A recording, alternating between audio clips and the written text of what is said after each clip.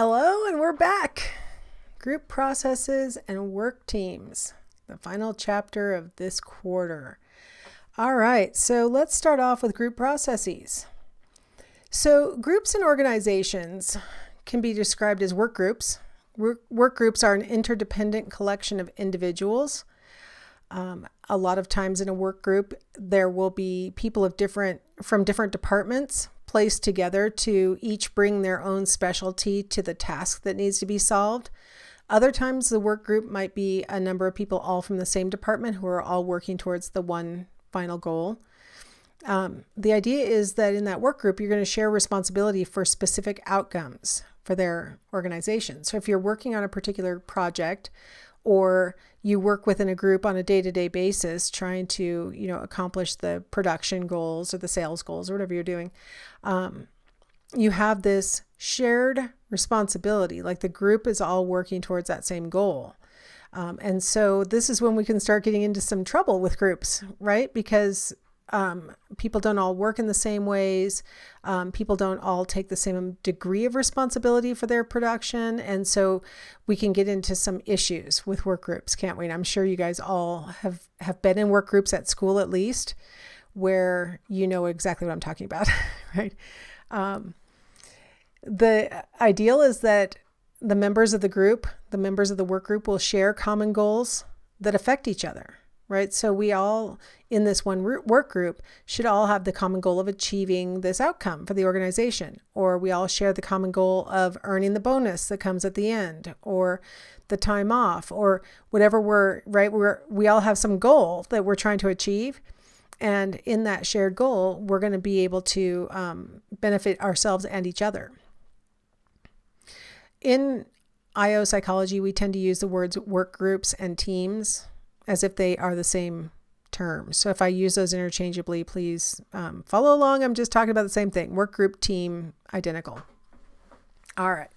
So groups in organizations, there are formal groups. Those are the examples that I gave you while I was describing groups a second ago, teams a second ago, when I was saying, it might be people pulled from different departments and they all are working on this one project, or it might be people within the same department all working towards the same goal, whatever.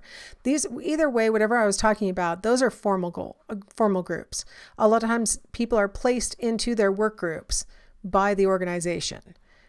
So if you were in a class, let's say, IO psychology, and you are supposed to discuss things in a group, a formal group would be where your instructor places you in groups and you're supposed to work together and comment on your things. So you guys will just have to imagine that might have happened in a class you took.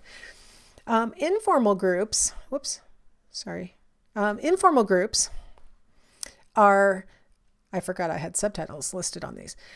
So these are groups that more organically emerge. The official organizational structure did not create these groups. These are groups that happen naturally. So let's say instead of your instructor assigning you to groups for discussion, instead you had formed your own groups based on having already known each other, or after having had some kind of like whole class discussion, it started to emerge that some of you had things in common, or that some of you like to work in the late evenings and others of you like to work in the afternoons or whatever. And so you started to form your groups more on these kinds of informal things that mattered to you guys, and you had determined your group. So I've got a picture here of people sort of hanging around during break time, and people who get along naturally might gravitate towards each other and start to form informal groups. And these kinds of groups can have a big impact on productivity, or other goals that are being sought by the organization. And so these, we can't underestimate the power of the informal groups for building cohesion and the positive outcomes that we want, and then also for undermining cohesion and undermining the outcomes that we want for the organization.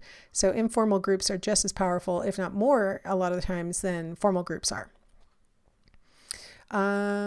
So they exist relatively independent of the organization, which can really be irritating to the organization. And a lot of times informal groups occur from close proximity. So people who you see frequently. I know for me at work, we have separate hallways of, I don't know, like 8 offices in a hallway.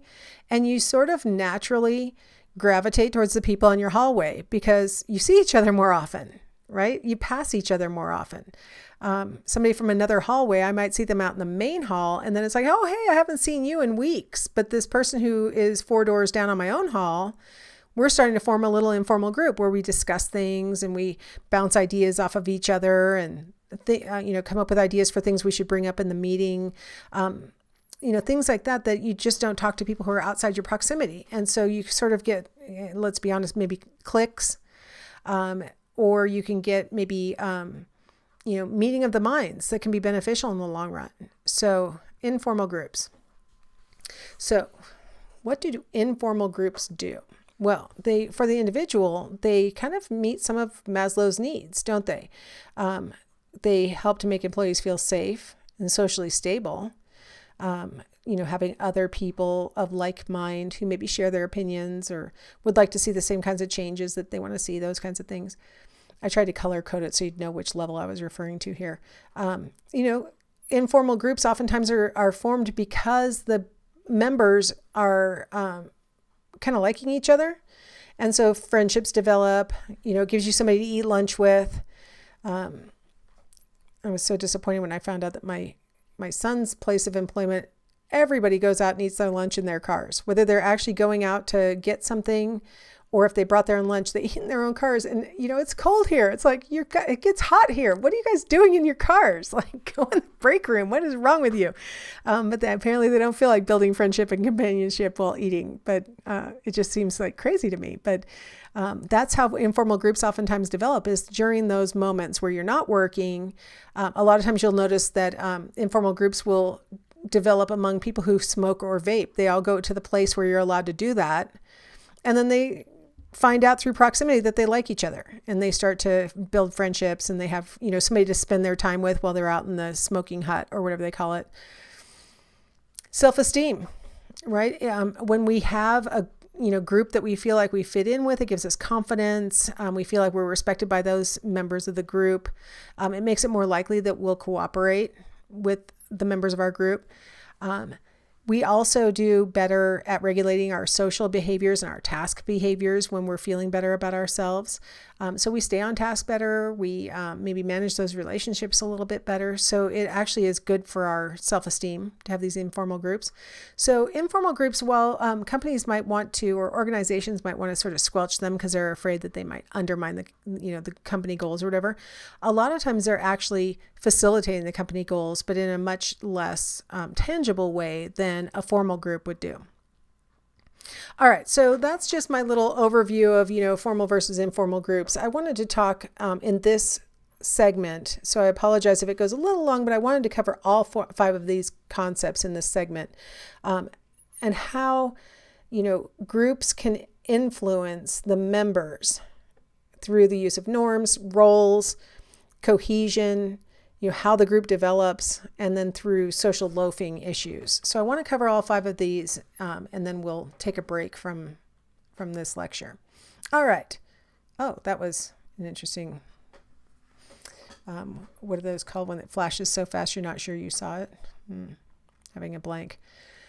So let's start with the first one, which was norms. And the word I was trying to think of was subliminal messages. So when I switched to this slide, I got a little subliminal message of what's coming up next. But so norms are shared expectations about appropriate ways of responding in a group. That's kind of a formal definition. I might have used something more like norms are shared expectations about appropriate behavior in a group, right? Because behavior kind of encompasses all sorts of, feelings and emotional expressions, as well as, actual behaviors. All right. So there are descriptive norms. My little cartoon says, I don't care how young it makes you feel. You work here, you carry a briefcase, because one of the lawyers or whatever suit wearing person has a backpack on. It is kind of incongruous when you see like a professor with a backpack on, isn't it? It's kind of like, shouldn't you be carrying something more, I don't know, grown up? But I got to tell you what, a backpack is very comfortable, and especially if you strap it on right. So I am not, if I have to walk from the parking lot, you might see me in a backpack. Anyway, sorry. Descriptive norms. So descriptive norms are, what most people think or feel or do in a particular situation. So it's really, we call it descriptive norms because we can look at like averages and, standard deviations and other kinds of statistical, descriptive statistics to help us to understand, what the behavior or our thoughts are really in this situation. And so statistically, like us as researchers, we can calculate statistics and figure out, what is the average number of missed days of work in this work group, right? Like we could actually compute descriptive statistics and figure out those norms that way. But the members of the group, the employees that are going about their day, they are mentally calculating these descriptive norms in their heads, and they're kind of looking around at their peers and figuring out what do most people do, what do most people not do, right? And they're figuring out what is, desirable, I guess, or appropriate based on what they're seeing other people do. I'm going to give you a non-work example. If you've ever been driving and everybody else is exceeding the speed limit, so you're like, well, I guess we exceed the speed limit here, and so you join the group and you're speeding with the group. If you're at the back of the group, you might get pulled over by a police officer because they always find it easier to get the person off the back of the group. And you're like, well, we were all doing the same thing. How did I get viewed as a violator? I was doing what everybody else was doing. And the police officer is like, I don't care. What you were doing was illegal. When we see everybody else behaving in a certain way, whether it is in fact what the organization wants us to do or not, we will oftentimes adopt that norm. So a lot of times there are norms that emerge within the workers that are separate from what the organization would like to see. On the flip side, if you have a bunch of, norms that are in alignment with the organizational goals and are in alignment with the workers' goals, you're going to see that people conform to those norms a lot more readily, right? Because it's in their best interest too. It's something that they want to be doing too. When you see a person who's violating whatever the work group's norm has become, the violators are not seen as, wow, that's a leader. That's somebody who we all want to emulate. Instead, they're looked at as unusual or different or not fitting in. They really aren't belonging because they're not picking up what the norms are. Now, prescriptive norms are, like this sign, silly hats only. And apparently the punishment for not wearing a silly hat is apparently being beaten with your little clown bat. Prescriptive norms are norms where it's pretty clear. You're either given, a manual when you got hired, or you were trained about specifically what you should do, feel, or think in a particular situation. If you are not conforming to what has clearly, see, in the descriptive norms, you've picked it up just by watching and figuring it out. In the prescriptive norms, you have been told that this is what's expected. And so if you don't follow along with the prescriptive norms, you're not seen just as unusual or different. You're seen as dysfunctional. You're seen as a bad employee. A lot of times your colleagues will try and bring you into alignment, either through shunning you or through, telling you in some way that your behavior is reflecting bad on all of them, right? Like prescriptive norms, when they're violated, people tend to take them a lot more seriously than descriptive norms, where it's sort of, you've just sort of picked it up by looking around. And a lot of organizations have prescriptive norms where you need to look at what is expected of you as an employee, right? And you look through the book, and we have that for students. We have our student handbook, and there's like a manual of what you are and aren't supposed to do. And a lot of it has to do with paying your tuition and other things, but it has to do with like how you're supposed to behave in a classroom and all these kinds of things. And it's very prescriptive. You're supposed to do all these things. The good news is most of us have never looked in that book, myself included, because usually we pick up all those prescriptive norms very readily as descriptive norms, right? Because most of the time everybody's behaving in a way that's consistent with what's in that manual. And so we can just sort of look around and see what everybody else is doing and behave accordingly. And it turns out that we behave properly. So prescriptive, it would be, clear to you that it's what you're supposed to do. Descriptive, you pick it up sort of like by looking around. Now, in either case, norms tend to develop gradually. They tend to get passed down. You might have noticed that when you entered college. I mean, you sort of looked around at what all the other students were doing, and they sort of passed information to you.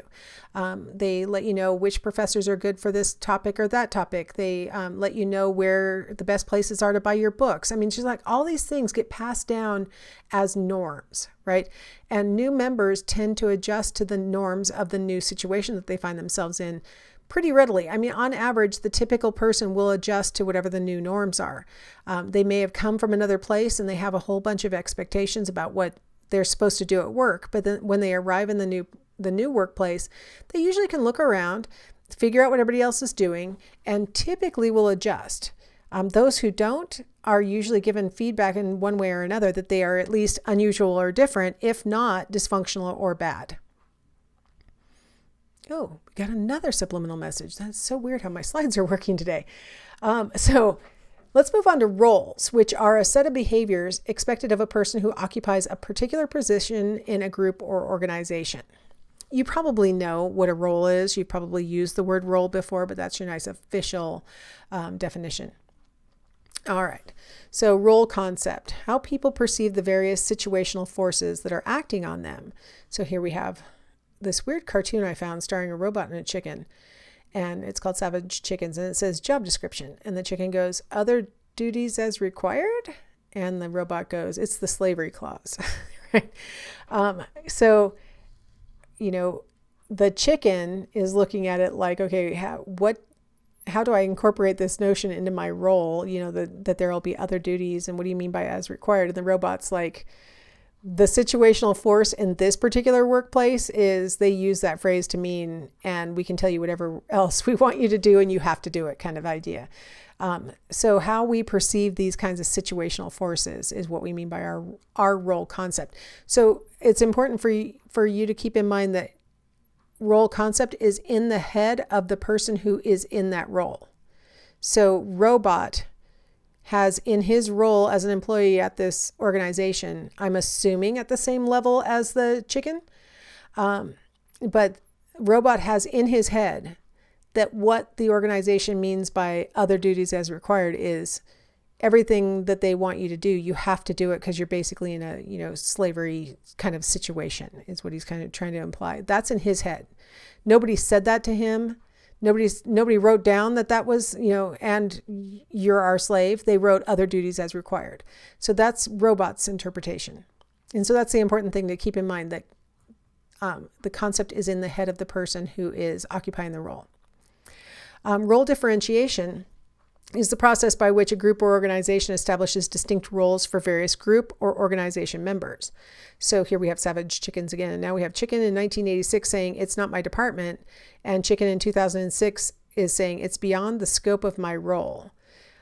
So what they're trying to imply with this little cartoon is that while the terminology may have changed, that the idea that people within an organization play distinct roles within that organization has been consistent, at least since 1986, right? And I can tell you longer than that. So everybody has their part to play in the organization, and our parts are all have like at least a slight nuanced difference. There are probably certain organizations that have a lot of people doing the exact same thing. There are certain really, really large corporations and factories and things where you have like hundreds of people probably that are doing the exact same production or manipulation of objects to produce something else. But in a lot of, especially office jobs, we probably don't need a ton of redundancy, and we need a lot of, like each person has their own distinct role. All right, now cohesion, another concept within groups. So the strength of members' motivation to maintain membership in a group. Right? When we say that this is a very cohesive group, it's a group that is invested in each other. They want to stay part of the group. They want to contribute to the group. So another way of describing it would be the links or bonds that have developed among the members. So cohesion is what you think it is, how tightly knit this group is. So it's considered a binding and a combative force. So it's something that ties the members of the group together, but it's also something that can kind of cause friction, right? When we have a cohesive group, they start to focus on group unity and group goals above individual goals. So as we get a very cohesive group, they may start to put pressure on the members of the group to, for example, say, we need to stay 15 minutes late after work to finish this project, even if that means that you're going to be late picking your child up from daycare, right? Like your individual goal is not as important as the group goal right now. And very cohesive groups can really impose that kind of group first mentality and end up with group members who, have to figure out whether the group goals really are more important than their individual goals. Cohesion is really a special type of interpersonal attraction because it's really about how this dynamic of this group of people, that's usually going to be more than two, right? Like a lot of times when we talk about like romantic attraction or friendship attraction, we're talking about really between two people. With a group, we're talking about at least three people, and we're seeing how somehow as a group, these 3 or 4 people have these different kinds of ties to each other, but as a whole are all tied to each other. Right. So it's a special type of interpersonal attraction. It has nothing to do, I don't mean attraction like romance. I mean attraction like being pulled together. And cohesion is a really important aspect of teamwork. Cohesion plays a huge role in how well the team will work towards its goals. So I thought I'd show you this little chart. I think I pulled it out of our textbook, but now I've kind of forgotten where I got it, but I think I got it out of our textbook. So on the left, we see low group cohesion versus high group cohesion. So we've got 2 different groups of people, low cohesion group, high cohesion group. On the top, you see that we have low task commitment and high task commitment. So what we're talking about in the task commitment is how much the members of the group are committed to accomplishing the task. So if you have a low task commitment, they don't really care if this ever gets done. And the group is not very cohesive. They don't feel that tied together. They don't feel that responsible to each other. You're going to get very low task performance. They don't really care about the task and they don't really care about each other. So yeah, we're not going to get very good performance on the task. If you have high group cohesion, that is not going to fix the problem, because if they still don't care if the task gets done, they aren't going to really put very much effort into getting the task done. I'm actually on a committee right now and I'm thinking to myself, this might help explain why I really don't feel like doing what the committee is supposed to do, because it's like none of us really have bought into the task and we're not that tight of a group. And it's like, we have been spinning our wheels on this one task all school year. This explains a lot. So if you are not committed to the task, it doesn't matter how cohesive the group is. Now, if you go over to a high task commitment, if we do care whether this task gets done or not, if we are committed to the completion of the task, but we have low group cohesion, there are lots of factors that determine the actual output. Low group cohesion can undermine performance on a task even when the members of the group are committed to the completion of the task.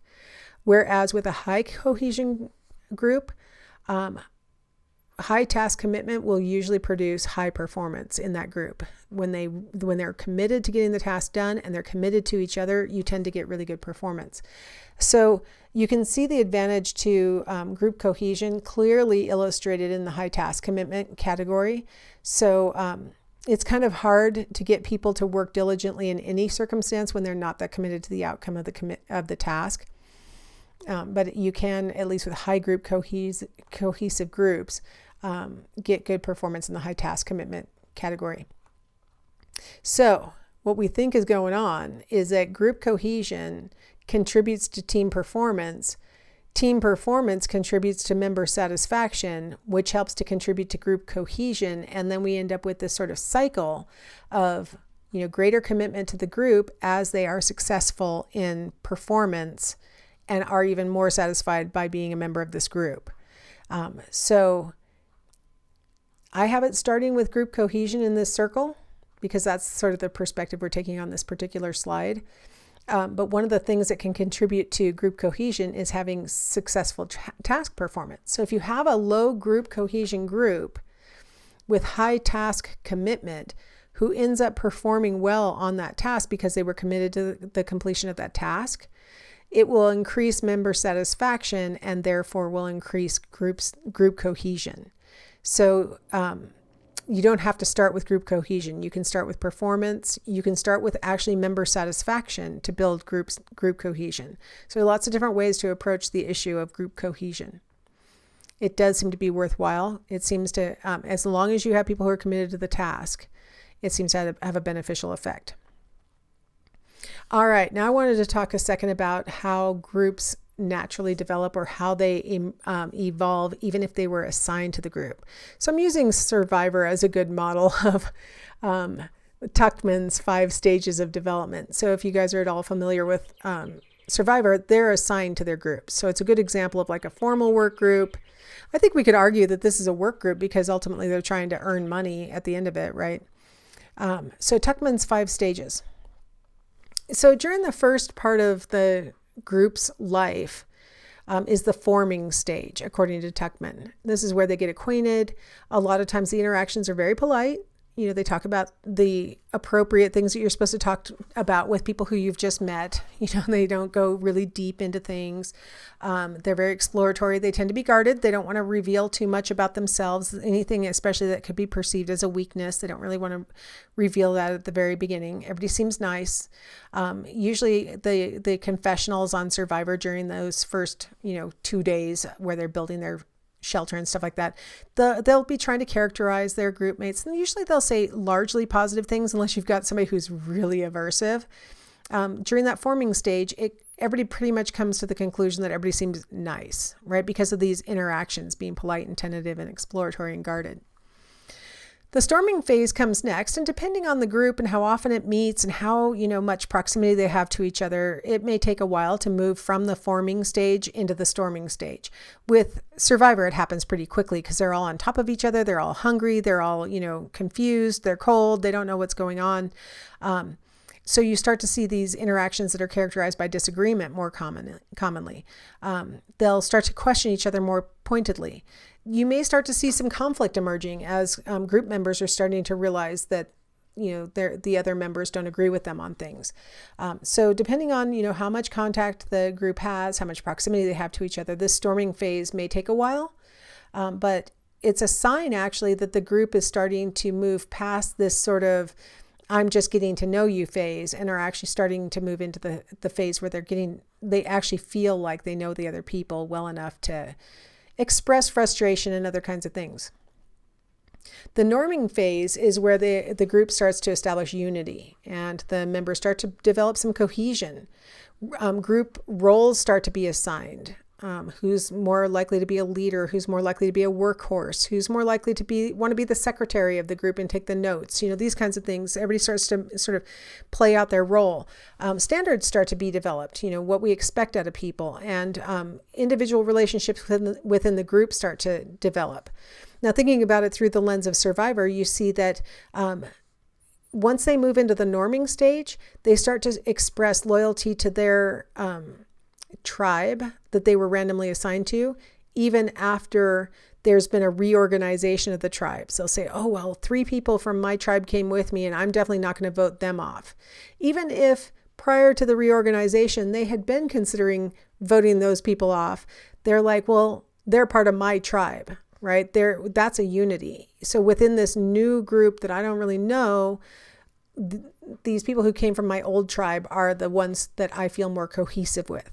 Right? I've got a deeper relationship with. So that's how, Survivor can really amplify some of these principles that Tuckman outlined. In regular groups at work, after you've actually started to express your opinions and maybe have a little bit of conflict during the storming phase is when you can actually start to turn the corner in the group and start to develop unity. right? Where the group starts to say, okay, well, we've had some disagreements and we were able to move past those. We're starting to really get to know each other as people. We start to feel loyalty to our group. And we start to figure out what our place is within the group. One of the factors that contributes to the storming phase is as each member is trying to figure out what their place in the group really is. So once I start to figure out what my role is, I can start to relax a little bit. I can start to rely on people who are in their other roles, and I can trust them to get their parts done, things like that. The performing stage is where the group really starts to focus on productivity and achieving the goal that's been assigned to the group. And usually during this performing stage, task orientation is really high. They really are focused on getting that task accomplished. Taking it back to Survivor, this is, usually illustrated when they're doing the challenges. They're focused on productivity. They're focused on achieving the goal of winning immunity or winning the reward. And so they work together really well during that performing stage, especially if they've come to understand the roles of their members through that norming stage well enough that, if it turns out to be a puzzle challenge, they know who's good at puzzles. If it turns out to be a swimming challenge, they know who's really good at swimming and things like that. So when you're in a group, if you know what the different group members' strong suits are, the performing stage becomes a lot more sort of smooth. You don't have to negotiate, which of us is really good at writing, which of us is really good at editing, we don't have to negotiate that because we did that during the norming stage. So now we can just perform. The final stage is the adjourning stage. Usually in work groups, in Survivor, ultimately the group breaks up. And so the roles are terminated.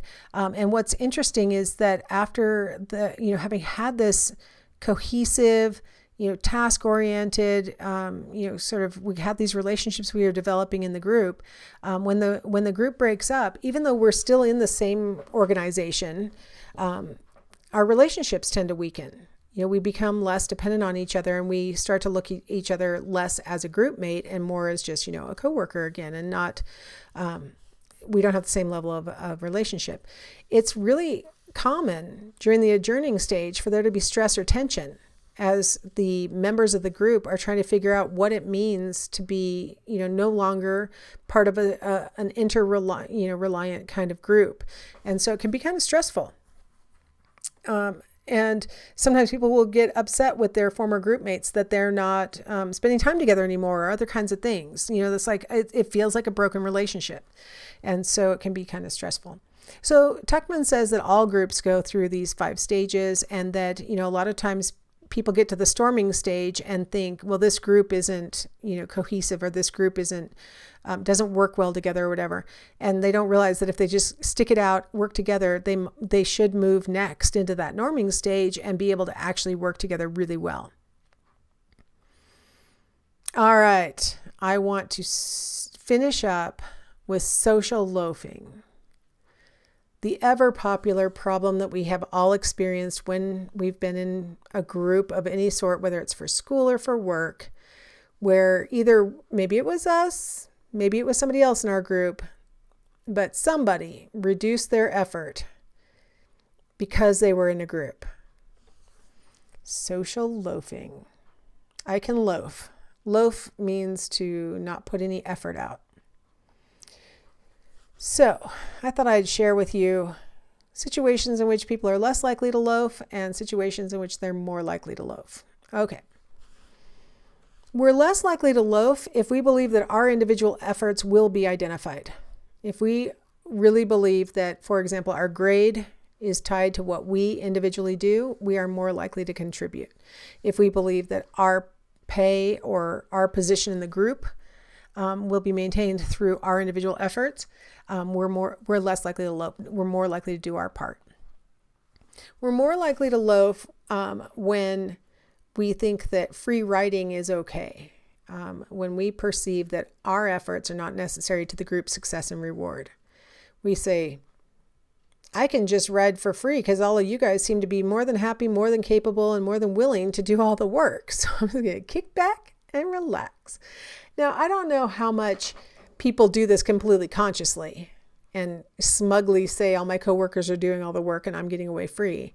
But if a person feels like either their efforts are not necessary to the group, or I'd like to also kind of edit that and say, or that maybe we feel like our skills aren't adequate, right?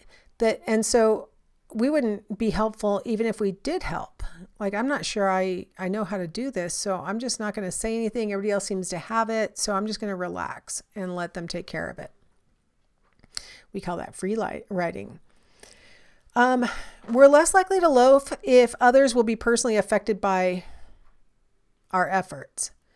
So if I drop a ball and don't do my part, that's going to mean that you can't do the part that you're supposed to do, and you're going to be personally affected by my loafing. It makes it much less likely that I'm going to loaf if I realize that. If I realize my part does matter and that my failure to do my part is going to make life harder for you. So we're less likely to free ride or to loaf when we know that our contribution does matter. We're more likely to loaf if we have accepted the sucker effect, when we feel like we're being exploited, that, we have to do everything around here. I always get the bad assignments. What do they think I am, a sucker? That kind of thinking, it makes it more likely that a person will withdraw in a group and say, well, finally, I'm not carrying everything, right? Like, I'm finally getting a chance to take a breath, things like that. So you'll notice that in the sucker effect, there's a much more sort of retaliatory or I deserve to, take a break kind of attitude. Whereas with free riding, there's much more like, I'm not needed. And maybe I don't have the ability, or maybe everybody else seems more than competent. So it's a little less sort of angry motivated in the free riding than it is with the sucker effect. All right. So that concludes all of my group dynamics things. We're going to pick up in the next segment talking about effective group decision making.